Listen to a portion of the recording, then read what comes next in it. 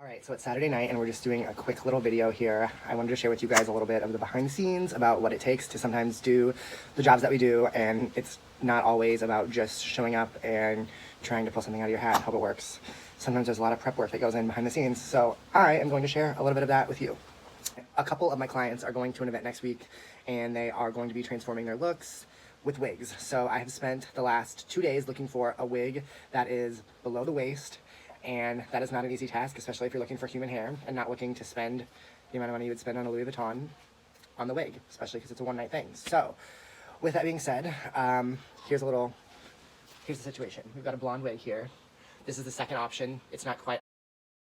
All right, so here's the situation. I started with a platinum blonde wig and I am currently adding a root to it, and we are going to spray the entire thing pink as well. So my work is cut out for me.